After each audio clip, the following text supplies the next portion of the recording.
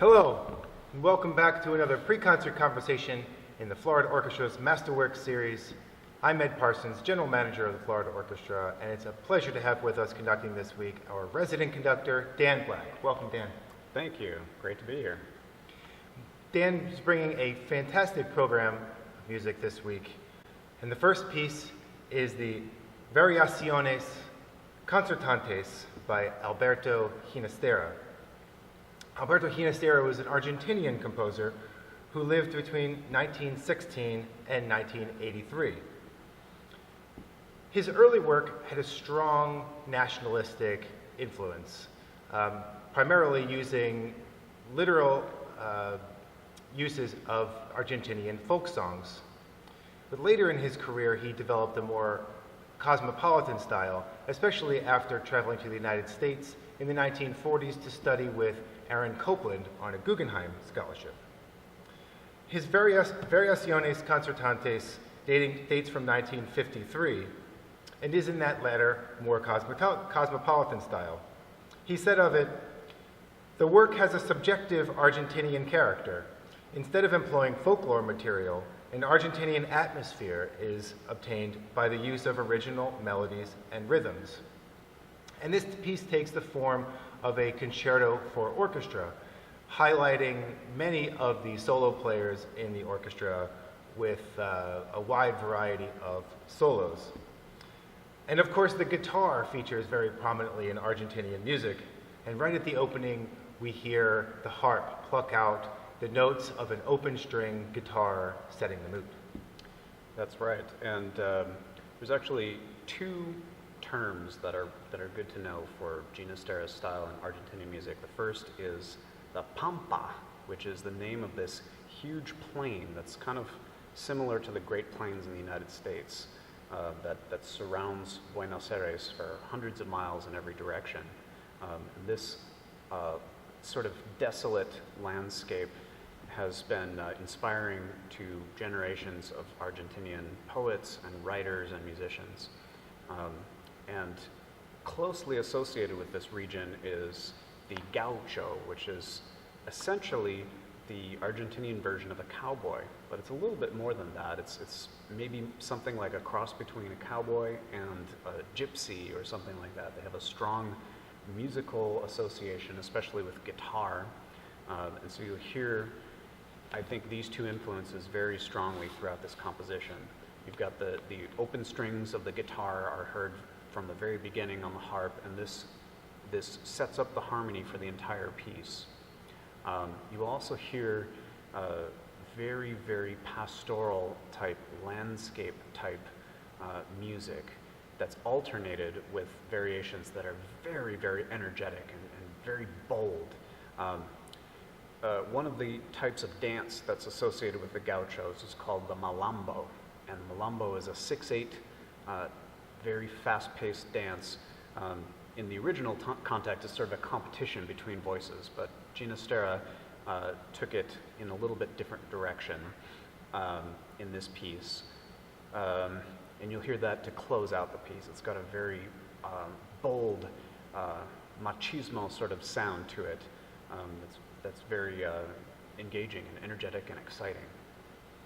It is a fantastic piece, pretty unusual to play it. It doesn't get played that often, but of Ginastera's work, it's one of the real standouts, especially the amazing viola solo that's very long, a very technical clarinet solo, a great opportunity to hear how wonderful the players of the Florida Orchestra are in their playing solos. Absolutely a showcase of the virtuosic talent we have in the orchestra. And we continue that showcase with our next piece, which is Mozart's Concerto for French Horn No. 3 in E-flat major. And our very own principal horn, David Smith, will be the soloist. And Mozart wrote 4 concertos for the French horn, more than any other wind instrument. And they were all written for one man, Joseph Lütgeb. Mozart and Lütgeb first met in Salzburg in 1763 when Mozart was just 7 years old. Lütgeb had just joined the orchestra in Salzburg, and Mozart's father was beginning to manage the career of the young wunderkind composer and pianist. They eventually went on to become great friends, with Ludwig even joining the Mozarts on a tour of Italy in 1773. Ludwig had a hard time making a living as a musician, even though his playing was famously well regarded. In 1777, he relocated to Vienna to try his luck there. And in order to do that, he borrowed money from Mozart's father to make the trip and to buy a house. Mozart and Ludwig stayed in touch throughout those years, and in 1781, when Mozart himself moved to Vienna, they became especially close and remained so for the rest of Mozart's life. In fact, in Mozart's second-to-last letter that survives, he talks about taking Ludwig to see the magic flute not once, but twice, because Ludwig loved it so much he begged him to please take him a second time. It was the year that Mozart moved to Vienna, 1781, that he wrote the first horn concerto for Ludwig, despite many years of Ludwig begging Mozart to write him one song. The concerto we'll hear this weekend, the third, dates from 1784, and it's evident from the music that Ludwig was a true virtuoso, especially considering that he would have been playing it on a natural horn with no valves, since the valve horn didn't get invented until well into the 19th century. And it starts in a very typical way, with a cheery allegro in a major key. That's right. And, you know, Mozart's got a very sort of genteel style. There's always this balanced phrase. We tend to think of this classical structure with Mozart, but there's also, in the horn concertos, there's underneath the surface this wicked sense of humor because he had such a strong personal connection to the soloist. In fact, in some of the other horn concertos, Mozart actually wrote into the part some sort of nasty messages to the soloist so that he would be, you know, I unfortunately can't repeat them here because they're not G-rated, but he wrote these messages directly to his friend in the score. And I think in this concerto you can hear underneath the surface of this beautiful typical melodies and wonderful clear orchestration. There's also some spicy harmonies. There's a little bit of surprises in where the phrases turn that keeps it interesting and keeps it fresh. Yeah, and the second movement is this beautiful bel canto singing kind of solo playing, which Ludwig was particularly renowned for, his ability to sound like a voice when he played the horn. And he gives it a rather unusual title. Yeah, the romanza, which is romance. It's somewhat unusual in this time period to see any kind of title that's other than just a tempo marking. So that shows, you know, the particular intention that he had with this music. It's very, very beautiful vocalese, like you mentioned, kind of arioso kind of music. And there was a, I forget exactly where this came from, but there's a quote about Ludwig's playing where it says that he can play more sostenuto and more beautifully than a lot of people can sing. Yes, and the concerto also uses unusually pairs of clarinets and bassoons rather than what Mozart had used in the other horn concertos, pairs of oboes and horns. And this gives it a sort of darker, richer sound. I think it's become one of the most popular of the four. The melodies are wonderful, but it has just a wonderful overall kind of presence as a concerto. And those clarinets and bassoons, they blend a little bit better with the horn sound, so it gives a little bit more sort of cohesive, blended kind of sound to the entire orchestration. And we end our program with a symphony by Prokofiev, his first symphony, the Classical Symphony. In late 19th and early 20th century Russia, composers in training were rarely taught about the Viennese classicists like Mozart and Haydn. It was unusual then that Prokofiev's conducting professor at the St. Petersburg Conservatory encouraged his students to immerse themselves in the classical compositions to see what they could extract for their own works. And the result of one of these exercises was one of the finest compositions in all of the repertoire, Prokofiev's First Symphony. Of it, he said, "It seemed to me that if Haydn had lived into the 20th century, he would have kept his own style while absorbing things from what was new in music. That's the kind of symphony I wanted to write, a symphony in the classical style." But it was also an exercise in pure composition. You see, up until then, Prokofiev had always written his compositions at the piano, playing out the chords, sounding out the melodies, and working out the themes. But for this symphony, he simply sat down with pen and paper. About that experience, he wrote, "I had noticed that the thematic material composed without the piano was often better in quality. When transferred to the piano, it sounds strange for a moment, but after a few repetitions, it seems that this is exactly the way it should have been written. I was intrigued with the idea of writing an entire symphonic piece without the piano. A composition written in this way would probably have more transparent orchestral colors. And what came out was instantly recognizable as a classical symphony, but at the same time, unmistakably modern. And it's that mix of classicism and modernism that is evident right at the beginning. He writes an introduction, as in the classical way, but it only lasts 2 bars.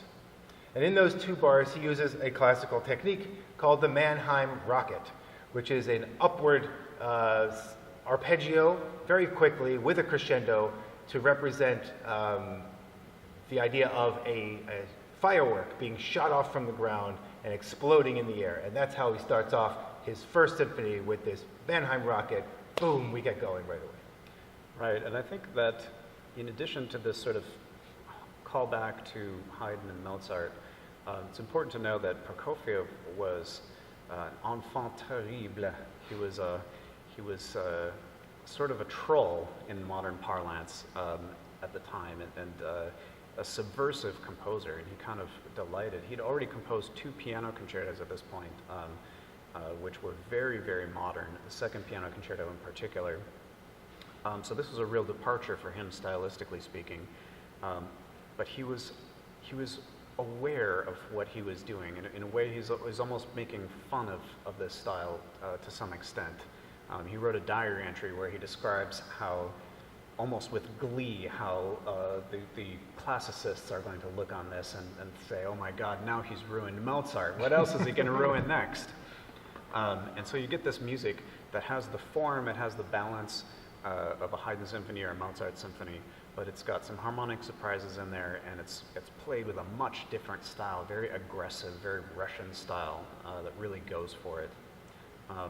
The second movement is a little bit more dreamy. It's got beautiful music in there, but again, there's like this little elements of humor, elements of unexpected moments, entrances on the woodwinds. The third movement is a gavotte, which is an archaic dance form that even Mozart didn't use. It actually goes back all the way to the Baroque and pre-Baroque time period. So it's very, it sounds almost like a drunken waiter trying to balance dishes on a tray or something like that. It's very humorous. And then the last movement is absolutely virtuosic, rip-snorting music in the style of like this Russian gallop, a very similar music you can find from many other Russian composers, this incredibly energetic music that is just charging forward with heedless of the danger, and you will hear just like incredible burst of energy to end the symphony and the concert. And in fact, that wasn't the original 4th movement. He had first composed one, but after reviewing it, felt it was too ponderous and not characterful enough for a symphony in the classical style. And he recalled back to something his friend Boris Asafiev, a composer and musicologist to whom the symphony is dedicated, had put into his head. He said, "Boris put into my mind an idea that he was developing, that there is no true joyfulness to be found in Russian music." And he wanted to display that, or do away with that idea, that there could be joy in Russian music, especially joy in the end of a classical style symphony. It's maybe a slightly inebriated joy, but joy nonetheless. In fact, it's interesting to note the time that this symphony was composed, because it was actually composed during the Russian Revolution. He finished the symphony, he had it played, and then as soon as he'd had that played, he got on a train, traveled through Civil War era Russia, all the way from St. Petersburg area, through the entire country to the Pacific coast, and then he departed on a ship to spend the next 10 or 15 years abroad. So it's amazing, and it kind of shows you, I think, how Prokofiev's personality and where his priorities lay, that he was able to write this light, ebullient, joyful music at the same time that these incredible, tragic, dark forces were taking control of the country. He really had an artistic, creative side that was completely separate from the realities of what was going on in life. Yeah. And it was Prokofiev himself that added the title Classical Symphony. And it was a bit tongue-in-cheek. One, that it was done in a classical style, but also that he hoped it would one day become a classic. And I think he achieved both of those goals. Indeed, to the chagrin of orchestral musicians taking auditions ever since, because there are some not easy. very difficult parts that often appear on orchestral auditions. Well, thank you, Dan, so much for bringing this wonderful program. We hope that you can join us this weekend for this Soundwaves program. It's going to be fantastic, and we hope to see you there. All right. Thank you.